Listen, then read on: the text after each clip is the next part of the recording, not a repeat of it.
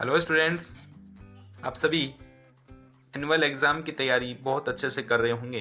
आपकी annual exam March में start हो जाएंगे, तो बहुत कम समय आपके पास अब है। आपको ये पता होना चाहिए कि आपका क्वेश्चन पेपर किस प्रकार से आने वाला है, कितने क्वेश्चन आने वाले हैं, एमसीक्यू कितने आएंगे, शॉर्ट आंसर वाले कितने आएंगे, लॉन्ग आंसर वाले कितने आएंगे, केस स्टडी पर आधारित क्वेश्चन कितने आएंगे। आज का ये वीडियो क्लास 7th के लिए है और इसमें मैथ, साइंस और एसएसटी के क्वेश्चन पेपर डिज़ाइन की हम यहाँ पर बात करेंगे। क्वेश्चन पेपर डिज़ाइन आपका कैसे होने वाला है। क्लास 7वीं के लिए मैथ, साइंस और एसएसटी की हम बात करेंगे। देखते हैं मैथ के लिए क्लास 7th, इसमें आपके 5 सेक्शन होने हैं। Section A, B, C, D और ई। पहले सेक्शन में एमसीक्यू प्रश्न आने हैं 1 से 12 तक।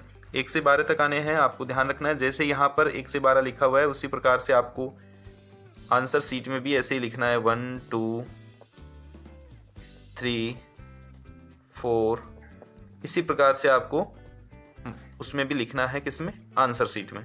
ठीक है, ऐसे प्रश्न नंबर 1 लगा के और उसके बाद में ऐसे आप ये पार्ट करते जाएं।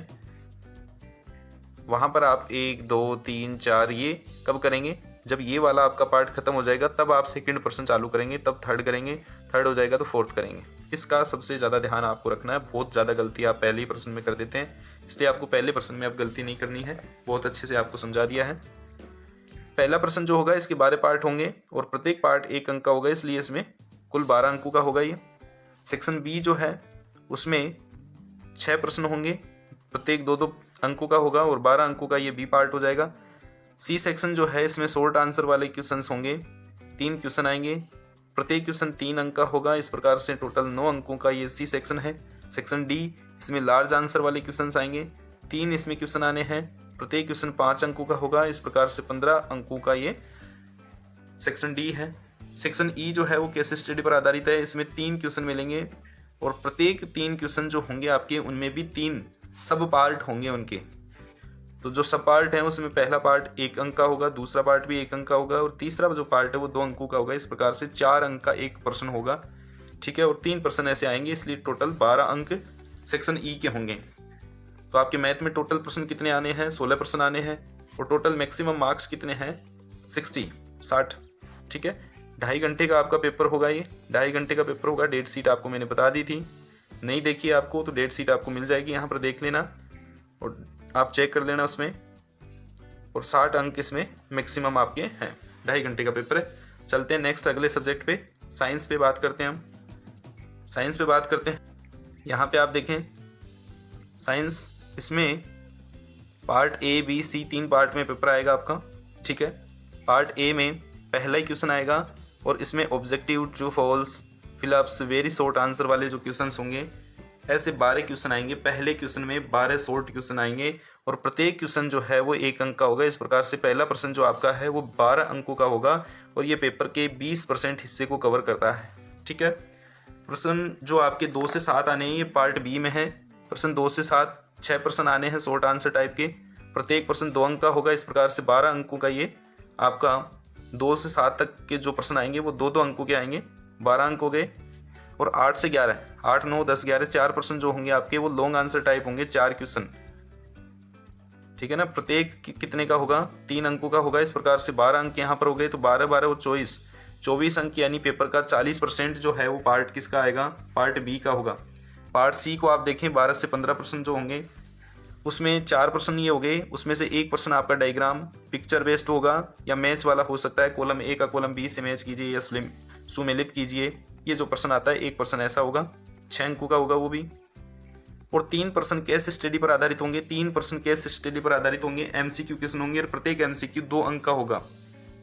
इसमें से 3 प्रश्नों में से 2 प्रश्न लास्ट ईयर के होंगे, मतलब 6th क्लास का जो सिलेबस आपका दिया गया है 7वीं क्लास में कुछ चैप्टर 6th क्लास के भी दे रखे हैं, तो 2 आपके केस स्टडी वाले प्रश्न वहाँ से आएंगे। इस प्रकार से 3 प्रश्न ये और 1 प्रश्न आपका डायग्राम पिक्चर या मैच वाला जो होगा। ये 4 प्रश्न जो है वो प्रत्येक प्रश्न 6 अंक का होगा।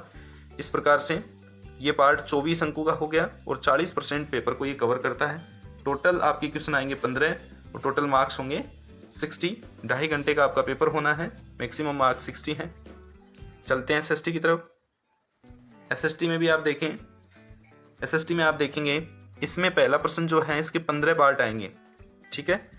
15, ये 10, 11, 12, 13, 14 और 15, इस प्रकार से आप लिखेंगे इसके पार्ट को। प्रश्न नंबर 1 के पार्ट हैं ये। तो पहले प्रश्न के 15 पार्ट होंगे, प्रत्येक पार्ट 1 अंक का होगा, यानी 15 अंकों का ये होगा। फिर 2 अंकों वाले 4 प्रश्न आएंगे, 8 अंकों के हो जाएंगे। 3 अंकों वाले 2 प्रश्न आएंगे, 6 अंकों के। 5 अंक वाले जो लॉन्ग आंसर वाले होंगे वो 2 प्रश्न आएंगे, 10 अंकों के। उसके बाद में 4 प्रश्न ऐसे होंगे जो केस स्टडी पर आधारित होंगे। कितने प्रश्न आएंगे? 4 अंकों वाले 4 प्रश्न आएंगे, यानी 16 मार्क्स के हो जाएंगे वो। और मैप जो पॉइंटिंग का एक प्रश्न आता है, कितने अंकों का आता है? 5 अंकों का आता है। इस प्रकार से एसएसटी में आपके टोटल 14 प्रश्न आने हैं, 14 क्वेश्चंस आने हैं और 60 मार्क्स का आपका एसएसटी का पेपर होने वाला है। तो इस प्रकार से आपको ये बहुत अच्छे से समझ में आ गया होगा कि आपको मैथ्स, साइंस और एसएसटी के पेपर में कितने क्वेश्चन आने हैं।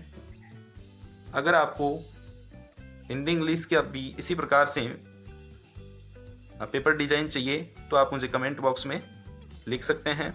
अगर आपको ये वीडियो अच्छा लगे तो आप इसको लाइक करें, शेयर करें और चैनल को सब्सक्राइब ज़रूर कर दें। Thank you.